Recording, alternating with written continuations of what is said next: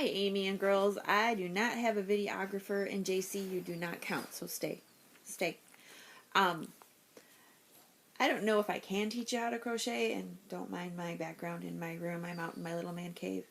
But I can show you some things that I did when I taught myself, and maybe just try to show you a single stitch. I don't do I don't do variety. I do the single stitch, and I just learned, it's still a single stitch, but it's a slightly different way of going about it. So it's making for kind of a cool looking pattern, and I don't have to learn anything new, which I know I'm supposed to, but you know what I'm saying. Anyway, I'll quit babbling. There is no lesson plan. I'm winging this. So first thing, when I first taught myself how to crochet, now I lost something already. When I first taught myself how to crochet, I think I did it wrong. I crocheted right, but I first taught myself to crochet using a really small gauge worsted weight yarn, so just, you know, the little stuff. So what I'm doing with this right now, and I actually screwed up, so I got to pull out 2 rows, but I tried the new stitch on this because I wanted to see what it was going to look like as far as like a pattern on a smaller gauge yarn. But I think that was a mistake to learn how, because it's harder to work with the smaller yarns. It's harder to hold it and manipulate your fingers and stuff. So that's just a suggestion. Also, I like a bigger barrel. So a traditional hook, this is a 4.25 millimeter hook. So a traditional one, my shaft is going to be the same diameter pretty much the whole way down, with a fleshed or flattened out spot, typically where your handhold is. I like these bigger barrels. I get semi-carpal tunnel, so it helps me, and I think it helps me go faster and do a better job anyway. I had somebody look at me once and tell me I was holding my hook wrong. And I personally think, just like anything else, you find what fits comfortable for you. If I were going to grab a pen and write, this is what I would do. So my 3 fingers go this way, and this is how I hold my pen to write. I mean, I know some people are 2-fingered like this, and I've seen people write like this, but this is my way, and this is the way that I hold a hook. So whenever I hold a hook, I typically, if I have yarn over it, this is my work in progress over here, and I am holding the tail of yarn through here as I work and go through. So that's my suggestion, is to kind of hold it like this so that you can hold the tail of your working yarn here, or your finished product here, and have your top part to work with. So that was point number 1 I wanted to make. Point number 2 would be much easier to make if I could figure out where I put the label that I was going to show you. But I just happen to have a crap load of yarn all over the place, so I'll just grab a different one out. So this particular yarn is Bernat Blanket. Okay, so it's a great big one, big honkin' one. This little one is the Bernat Baby, because I tried to take one and it didn't work. But the Bernat Baby is like what I've been making the baby blankets with. You can see that's just one strand of yarn there, so it's very thick. This is so soft, I wish you could feel it. Super soft, and the strand is really thick, so it's a little bit easier to work with than the thin stuff that I showed you, or that little bitty needle. So when you're trying to pick out a yarn, I like this to work with because A, I'm impatient, and so it does go faster for a finished product. But I find it easier just to hold and to work with, and with my crinkly fingers, it helps a lot. So when you're looking at yarn, you'll see labels here, and they give you suggested needle sizes or hook sizes. So whether you are, this one is for knitting needle, so you see the 2, and then this is a single hook, so that's the crochet hook. So the Bernat Blanket suggests an 11, a USL or an 8 millimeter hook. I don't even have an 8 millimeter, but I typically, for the Bernat one, I'm using a 9mm, and hopefully I can get the lighting right. So this is an N, so you'll see a letter, and then here you will see 9.00mm. This is another metal one, so you should be able to read it okay. So this is a USN as well, but if you look closely, if I can get the lighting right, this one is actually a 10mm, 1.000. So even though they're both a letter N, you might want to watch what millimeters they are depending on the yarn that you're working with and your personal preference. When I did the blanket for Heidi, I used this yarn, and it's pure polyester, but it's really soft. It's like Chanel, so it doesn't feel the same as the Bernat Baby, but it is nice and soft. When I did this one, I used the 9mm, and I don't remember what was suggested for it. I have the casing inside, but I think if I were to use it again, I would probably use like this 6.5mm, or a 7 at the most, because it's smaller and just it feels different, like internally. So those are your different hooks, and you've got a standard, the old stock style, and because this is just a thick hook, it's, standard stock style, and this is a thicker hook, so it's a thicker one. But, there's some monster hooks out there, and then it's got a good, balance and handhold for us old ladies that like that stuff better. So those are some of the first tippies. And then to actually get started, again, I go with single stitch. So when I lost Inga, this was the first blanket that I actually made when I taught myself again. So it's been 5 years. There's my pretend copper and my black and my white or off-white.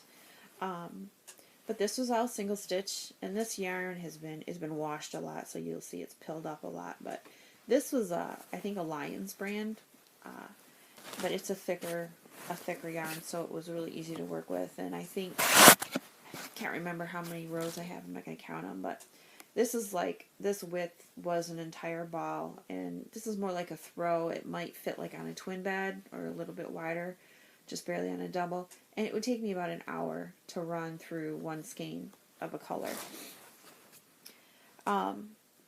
So this is a good color, I think, to just kind of show you, if I can find the end again. I'm enjoying this too much. So you probably, when you were little, might have made like daisy chains or chains with strings, make a slip knot, pull it tight, and then just keep pulling the yarn or string through. Sorry, I have a cold. I'm trying not to sniff, but it's not working so well.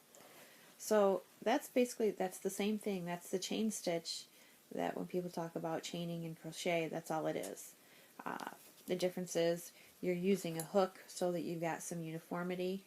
And that was the hardest thing I had when I first started, was being uniform and not pulling too tight. So the first blankets I made with hooks like this. The little itty bitty one, this was a 4.25, and I don't know how many skeins of yarn I used. They were heavier than crap, but they were they were very tight. I just learned something, so I'm going to suggest, even when you make your first chain, leave a pretty good sized tail. And this is, I don't know, 8-10 inches. It doesn't need to be that long, but leave a pretty good sized tail. And you can make your first chain however you want. Just do a slip knot, or chain it with a hook. When you choose your size on how big you want something, if you're just doing a single stitch, if you're just doing a square or a rectangle or even a circle, because you can just figure out how to weave back in on yourself. I made a square one like that for my niece over Christmas. You can make it as big or as short as you want. When I make a baby blanket, I guesstimate it. I say, okay, I want it to be about receiving blanket size, or this brown one is going to be king size, so it's roughly 6 foot wide to start, and we'll see how long it gets. A friend wanted me to make one for him, and it was going to be a couch throw, so I just started chaining, and I made him stand up, and I said, okay, how long do you want it? And that's how long I made the chain. So I hold the tail between my pinky and my ring finger, and then my middle finger just kind of is a brace, and obviously then everything else kind of works the stuff. So to chain, you've got your loop on, and it might look different for you, but it's yarn over and from the back side. I end up turning my hook, and I guess I didn't think about it till I started to show you, but I turn my hook so it grabs the yarn, and you just pull back through the chain, yarn over, pull back through the chain, yarn over, pull back through the chain. So do that as many times as you want. And notice when I'm doing it, I hold my finished tail here again, and then when I grab this, I'm just trying to make sure I'm keeping it fairly uniform, so that the stitches aren't too long or aren't too short or whatever, or the chains. So I'm going to do just a couple more and show you a turn, or how we get started. Okay, so this is a really skinny scarf. Maybe we'll make JC a scarf. So from here, we want to go back and start our next row, right? Okay, so you braid red, I know you have. So this is just a braid, right? The side that you turn that's closest to you when you're working with it would be the front side. So when I pull it back, this would be my front, and then this would be the back. There's probably a right way and a wrong way to do it, but when I make my blankets, I don't want to have to think. I just want to be able to do it. So just like that cool one with, change the color every day, or go by the temperature, or the mood that you're in, or what your favorite color for the day was, or have Wenna pick a color and you pick a color, and Robin and Frank and everybody, do 4 colors in a day, whatever. Make it a patchwork quilt. When you are going to make that turn, there's a way to do it, and I'll show you in a different video because I'm already at 12 minutes and you've got to be like going, okay, shut up, Lori, get to the point. But when you're going to make the turn, I typically go in the back side, because for me, I don't care if there's a right or wrong. I just want it to be simple and relaxing and fun. I don't want to have to think and count and go crazy. So when you make the turn, okay, you've got one on your hook, and then we're going to skip this one where it comes through, and we're going to actually go into one. So we're going to skip and then go. I'm trying to do it backwards for you. So I'm in the back and I'm through. I'm just going to get my yarn in the right spot. And then I'm going to yarn over. Okay, so I yarned over, and I'm going to pull through that loop, and now I've got 2 on. I'm going to yarn over again. Kind of got to hold that down a little. So I'm pinching this with my thumb and my forefinger or mid finger. And again, it's just to keep some pressure and uniformity. But you pull that, and now you've got back to 1. So we go again. I'm not skipping this time. This time I'm going right in the next chain. Go through the back, yarn over, pull through. I've got 2 on. Yarn over, pull through, back to 1. Find the next chain. Here we go. There it is. Hopefully you can see. Yarn over, pull through. I've got 2 on. Yarn over, pull through. I've got 1. Just a couple more, and I'm going to just talk through it, and I probably have a noisy Mickey Mouse voice with this cold, but through, yarn over, pull back, you've got 2 on, yarn over, pull back, you've got 1. So I've got push through the back, yarn over, pull for 2, push over, pull back, 1. And I've got 1 more stitch here. Through, yarn over and pull, got 2, yarn over and 1. So how the heck do I get this little mini JC scarf taller, right? Because he's little, but he's not this little. This is only about 3.5, 4 inches wide. So if you look, basically, it looks just like another chain stitch. See how we've got a chain running down here? So we still have, really, a chain on the hook. We're going to make 1 more chain. Okay, so I've got the one that's on the hook, I've got the last one we left, and then this is on the main part of the scarf or blanket or whatever we're making. Pot holder. We make great pot holders. It's good thick stuff. Alright, now again, there's probably a right way or wrong way by the rules, but you know, we're not rule people. So if I was right way, I would probably try to basically have to work back this way. Me, when I make that one, I turn it so that my hook, my working section, I'm working right to left. So for me, I always work right to left, and again, it's probably not right, but that's how I'm doing it. Alright, so we've got the one on the hook, we've got the one that we left, so we're going to skip the one we left and go back in.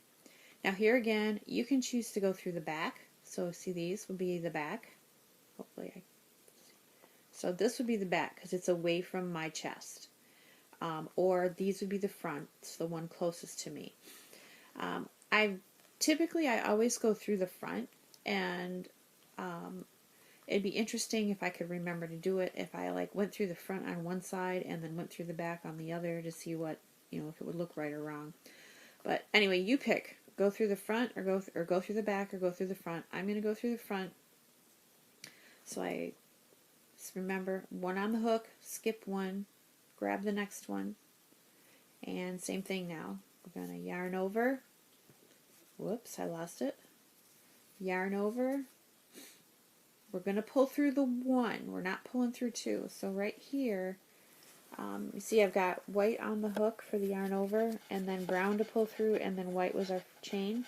So we're going to just pull through the brown, so it's just through one, and now we've got the two on the chain. It looks white from your side, white and white. So we've got the two, yarn over, pull through, now we're back to one. And then same process, so back through the chain, yarn over, pull through, got two, yarn over, pull through, got one. Through the chain, yarn over, pull through, got two, yarn over, pull through, got one. Front chain, yarn over, pull through, got two, yarn over, pull through, got one. When I make a song for me, yarn through, yarn over, pull through, got two, yarn over, pull back, got one. You're much better at songs than me. You could do it. And then we've got one more here. So you can see that I've got one more chain left, so we're going to go through it. Yarn over, pull through, got two. What's the next one? Yarn over, pull through, got one. So we're ready to make the next climb. So it's the same process, right? So you got your one chain on. You're going to make another chain. Again, I flip. And you got the chain on. You got one to skip. And in this case, now we've got a blue. And just for kicks, I'm going to go through the back side now. But it's the same thing. Yarn through, got two. Yarn over to one. Right? Pull that through that one. That's what's different. So now I got two. Yarn over to one. Pull through. Yarn over. Got two. Yarn over. Got one. And that's the single stitch part. Hopefully it makes sense. Have fun with it, ladies. I'll make another short one here and show you how you can, show you how you can change colors or add yarn.